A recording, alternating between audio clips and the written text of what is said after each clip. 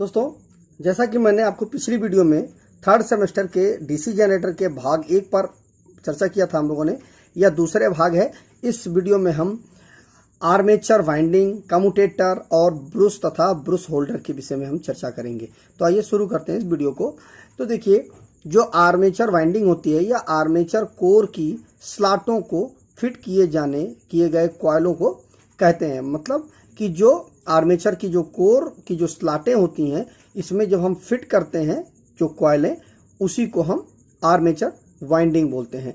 इन कॉइलों को इनेमल्ड तांबे के तार या कॉटन कवर्ड तार का प्रयोग करके बनाया जाता है। इसमें जो कॉइलें होती हैं वह इनेमल्ड होती हैं, मतलब उसके ऊपर से एक लेमिनेट की जाती है। जो कॉपर की जो तार होते हैं उनको लेमिनेट किया जाता है, और एक इस तरह से भी बनाया जाता है कॉइल, और एक होता है कॉटन के, मतलब तांबे के ही तार होते हैं, उनके ऊपर कॉटन लिपटा हुआ होता है, उसका भी प्रयोग करके हम कॉइल को बनाते हैं। कॉइलों को पहले किसी फर्मा या प्लेट पर बनाया जाता है। पहले हम फर्मा में कॉइल को बना करके और फिर हम जो कोर होती है उस पर ला करके हम जो कॉइल होती है उसको फिट कर देते हैं। ठीक है, तो वो आर्मेचर वाइंडिंग होती है। इसके बाद अगला है कम्यूटेटर। आर्मेचर में उत्पन्न ईएमएफ को बाहरी सर्किट तक पहुंचाने में सहायता करता है। जो हमारा कम्यूटेटर होता है, उसी के माध्यम से जो सप्लाई जो जनरेट होती है आर्मेचर पर, वह बाहर निकलती है। ठीक है, तथा यह करंट को एक दिशीय बनाता है। एक दिशीय मतलब डीसी बनाता है। कम्यूटेटर की ही वजह से जो करंट होता है वो डीसी बनता है। यह तांबे के कई सेगमेंट को जोड़कर बनाया जाता है। कई छोटी छोटी पत्तियां होती हैं जिनको हम सेगमेंट बोलते हैं, और उनको हम जोड़ करके बनाते हैं। ये सेगमेंट एक दूसरे से तथा शाफ्ट से अभ्रक की पतरियों से अलग अलग किए जाते हैं। मतलब ये हुआ कि जो सेगमेंट होते हैं, ये होते तो एक साथ, आप देखोगे तो ये पूरे गुच्छा के रूप में होता है, लेकिन यह शाफ्ट से और एक दूसरे से पूरी तरह से इंसुलेट होते हैं। किसके माध्यम से? अभ्रक के माध्यम से।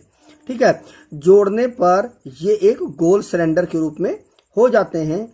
इनके एक तरफ के सिरे कुछ ऊपर की ओर बढ़े हुए होते हैं, मतलब एक सिरे हल्का सा हिस्सा ऊपर होता है, मतलब इतनी लंबी, मान लीजिए इतनी लंबी होती है सेगमेंट, तो ये जो हिस्सा होता है, ये दूसरा वाला हिस्सा होता है, ये हल्का सा ऊपर होता है, और ये हिला हिस्सा हल्का सा नीचे होता है। ठीक है, तो ऊपर की ओर बढ़े होते हैं, इन्हें हम राइजर्स, एग्जाम में भी पूछ लेता दोस्तों, राइजर्स या लंग्स कहा जाता है। जो ऊपर उठा हुआ हिस्सा होता है, ये अक्सर एग्जामों में भी पूछ लेता है। तो ये चीज़ आप दिमाग में रखिएगा कि राइजर्स या लंग्स जब कभी पूछें तो ये आप जानकारी रखिएगा कि जो हमारा कम्यूटेटर होता है उसका एक हिस्सा होता है, एक भाग होता है, एक कोना होता है, वो थोड़ा सा उठा हुआ होता है। ठीक है, अगला है ब्रूस होल्डर तथा ब्रूस। ब्रूस का कार्य कम्यूटेटर से करंट लेकर बाहरी सर्किट को देना होता है। जो ब्रूस होता है उसी के माध्यम से करंट जो है वो बाहर निकलती है कम्यूटेटर से। ये कार्बन या इसके मिश्रण के आयताकार गुटके के रूप में बनाए जाते हैं। ठीक है, इनमें कार्बन ज्यादा, मतलब केवल कार्बन का ही होता है, या कार्बन के मिश्रण से, मतलब कॉपर और कार्बन के मिश्रण से कार्बन ब्रश को हम बनाते हैं। या ठीक है, तो इन्हें ब्रूस होल्डर से पकड़कर रखा जाता है। तो जो ब्रूस होते हैं उनको हम ब्रूस होल्डर की मदद से ही पकड़ करके और दबा करके रखते हैं, ताकि वो कम्यूटेटर पर पूरी तरह से प्रेशर बनाए रखें। ठीक है, तो ये स्प्रिंग के दबाव से कम्यूटेटर पर संपर्क रखते हैं। इनके ऊपर एक स्प्रिंग का लोडेड होता है, जिससे वो कम्यूटेटर पर पूरी तरह से पकड़ बनाए रखते हैं। और दोस्तों, यह भी काफी महत्वपूर्ण बिंदु है कि स्प्रिंग का जो दबाव होता है वो 0.1 से लेकर के 0.25 kg प्रति वर्ग तक होना चाहिए। ठीक है, ये एग्जाम में भी पूछ लेता है, इसलिए इस चीज़ को आप दिमाग में जरूर रखिएगा कि एग्जामों में भी, मतलब जो हमारे कंपटीशन एग्जाम में होते हैं उसमें भी ये चीज़ पूछ ली जाती है। तो 0.1 से लेकर के 0.25 kg प्रति वर्ग मीटर प्रति वर्ग इनका जो प्रेशर होना चाहिए।